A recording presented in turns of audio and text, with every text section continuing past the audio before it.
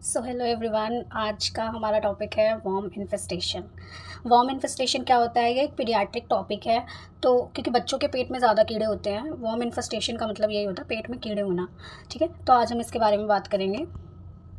So firstly हमें जानना होगा कि एक्चुअली होता क्या है। सो हेलिमेंथिक इन्फेस्टेशन, हेलिमेंथिक मतलब वॉर्म। ठीक है, helminthic infestation in a children are the major public health problem. ठीक है, बच्चों में ये प्रॉब्लम बहुत ज़्यादा होती है वॉर्म इन्फेस्टेशन की।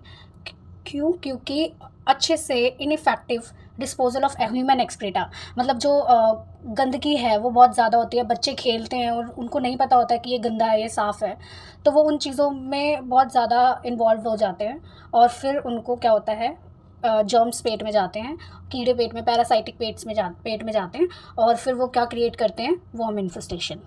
अब इसको 3 पार्ट्स में बांटा गया है, 3 ग्रुप्स में वॉर्म्स को बांटा गया है। कौन कौन से कीड़े होते हैं जो पेट में होते हैं, तो इनको 3 ग्रुप्स में बांटा गया है। फर्स्ट है नेमाटोड्स। नेमाटोड्स के अंदर हमारे कौन कौन से कीड़े आते हैं? राउंड वॉर्म, हुक वॉर्म और पिन वॉर्म।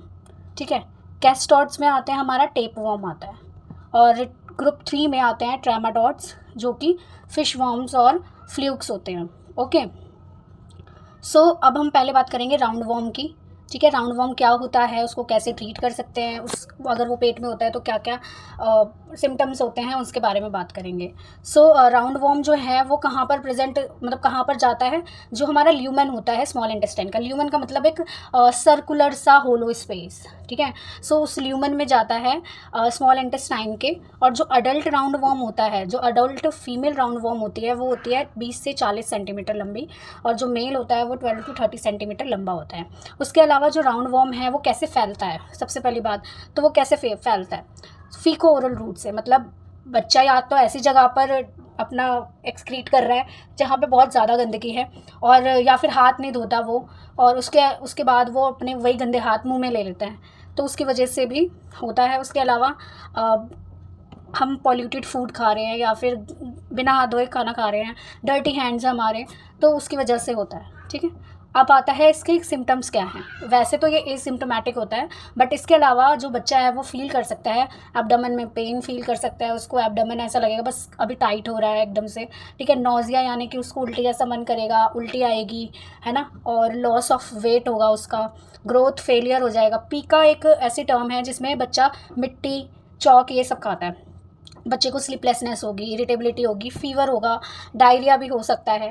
ठीक है, या और उसको इंटेस्टाइनल ऑब्स्ट्रक्शन भी हो सकते हैं। इंटेस्टाइनल ऑब्स्ट्रक्शन में या तो उसको डायरिया होएगा या कॉन्स्टिपेशन रहेगा, और प्रोटीन लॉस होगा जिससे उसको मरासमस और क्वाशियाकॉर भी हो सकता है।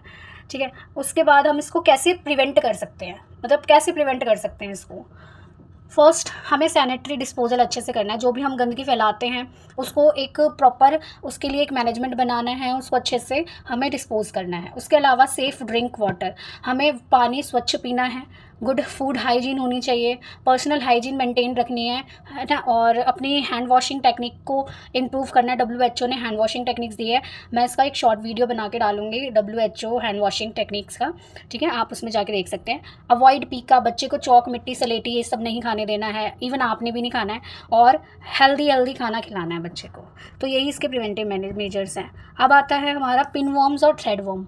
पिन वॉर्म को ही थ्रेड वॉर्म कहते हैं। ठीक है, ये कॉमन पैरासाइटिक इन्फेस्टेशन, मतलब ये बहुत ज़्यादा कॉमन बच्चों में यही वाले कीड़े होते हैं जो कि मल्टीप्लाई नहीं होते हैं ह्यूमन बॉडी में। ठीक है, अब इसके क्लिनिकल मैनिफेस्टेशंस क्या आएंगे बच्चों को, मतलब सिम्टम्स क्या आएंगे? सो बेसिकली बच्चों के, वैसे तो ऐसे बच्चों को कोई कंप्लेन नहीं होती है, बट और वो क्या फील कर सकते हैं, उन्हें भूख कम लगेगी, वेट लॉस होगा, टीथ ग्राइंडिंग में तो दांत पीसेंगे बहुत ज़्यादा, वॉमिटिंग फील होगी, वॉमिटिंग जैसा फील होगा, वॉमिटिंग आ सकती है, डायरिया हो सकता है, प्यूराइटिस यानी कि उनको खुजली होगी, हर जगह पे खुजली होती जाएगी। ठीक है, अब आता है इसके प्रिवेंटिव मेजर्स। प्रिवेंट कैसे कर सकते हैं इसको? वही, हमें पर्सनल हाइजीन मेंटेन करनी है, अपनी गुड हैबिट्स रखनी है, पीका को अवॉइड करना है, केयरफुल हैंड वॉशिंग करनी है, और अपने नेल्स को शॉर्ट रखना है। ठीक है, अब आता है हुकवॉर्म। हुकवॉर्म क्या होता है? ये भी हमारे स्मॉल इंटेस्टाइन में, बेसिकली स्मॉल इंटेस्टाइन के 3 पार्ट होते हैं, उसमें एक पार्ट होता है जिजनम, वो उसमें रहता है, और ये अटैच्ड हो जाता है स्मॉल इंटेस्टाइन विलाई में। विलाई एक फिंगर लाइक प्रोजेक्शंस होते हैं हमारी स्मॉल इंटेस्टाइन में होते हैं, ठीक है। मेल वॉर्म जो होता है वो 5 से 11 mm लॉन्ग होता है, जबकि फीमेल 9 to 13 mm लॉन्ग होती हैं। ये ट्रांसमिशन कैसे होता है, ये मतलब कैसे फैलता है, बेसिकली ये एग्रीकल्चर वाले एरियाज़ में ज़्यादा होता है, ठीक है, जहाँ पे गंदगी ज़्यादा होती है, बहुत सड़ी हुई चीज़ें होती हैं, जहाँ पर मक्खियाँ मच्छर सब बैठते हैं, वो गंदी जगहों पर पाया जाता है ये, ठीक है। अब इसका क्लिनिकल मैनिफेस्टेशन क्या होगा, क्या सिम्टम्स होंगे, तो बेसिकली ये ना ब्लड को सक करते हैं, जिसकी वजह से बच्चे के अंदर लॉस ऑफ ब्लड, या जिसमें भी ये हुकवॉर्म गया है उसमें loss of blood, anaemia, loss of appetite यानी कि भूख कम लगेगी, एपिगैस्ट्रिक पेन रहेगा, उसका जो टेस्ट है वो अजीब सा हो जाएगा, ब्लैक कलर का उसको स्टूल आएगा, ठीक है, डायरिया, कॉन्स्टिपेशन भी हो सकता है, और स्किन पेनिट्रेशन मतलब जल्दी जल्दी स्किन छिलेगी, बहुत ज़्यादा पेनफुल रहेगा। अब आता है प्रिवेंटिव मेजर्स, इसको हम कैसे प्रिवेंट कर सकते हैं, तो आपको वही अपनी आसपास की जगहों को साफ़ रखना है, अपना जो सैनिटरी डिस्पोजल है वो अच्छे से करना है, और एनीमिया का ट्रीटमेंट कराना है, पर्सनल हाइजीन मेंटेन करनी है, डायरेक्ट कांटेक्ट में नहीं आना है किसी भी गंदी चीज़ के। और एग्रीकल्चर वाले हैं, अब वो तो मिट्टी में ही होते हैं, बट वो फुटवेयर्स का यूज़ कर सकते हैं। ओके। अब आता है टेप वॉर्म। ये क्या होता है, टेप वॉर्म जो है बेसिकली ये भी एक तरीके का वॉर्म इन्फेस्टेशन वाला कीड़ा ही होता है। ये कैसे फैलता है, जब हम बहुत ज़्यादा गंदा बिगर धोए कच्चा मीट खा लेते हैं, ठीक है, पॉक और बीफ की बात ज़्यादा करी गई है इसमें, ठीक है, इंजेक्शन करते हैं किसी भी चीज़ का बिगर हाथ धोए, किसी भी वेजिटेबल और फ्रूट को बिगर खा लेना, ठीक है, और उसके अलावा री इन्फेक्शन हो जाना, ठीक है, ये सारा टेप वॉर्म के मोड ऑफ ट्रांसमिशन है। अब इसमें पेशेंट को क्या क्या फील होगा, तो उसको हेडेक होगा, एब्डोमिनल पेन होगा, रिकरेंट डायरिया हो जाएगा, एब्डोमिनल डिस्टेंशन फील होगा।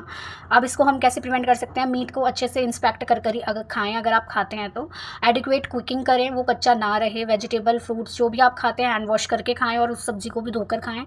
पॉल्यूटेड फूड को प्रिवेंट करें कि ना खाएं, हैंड वॉशिंग प्रैक्टिसेस अपनी अच्छी रखें, और हाइजीन को मेंटेन करें। So yeah this is all about the worm infestation. अगर आपको कुछ समझ नहीं आता है आप कमेंट करके मुझे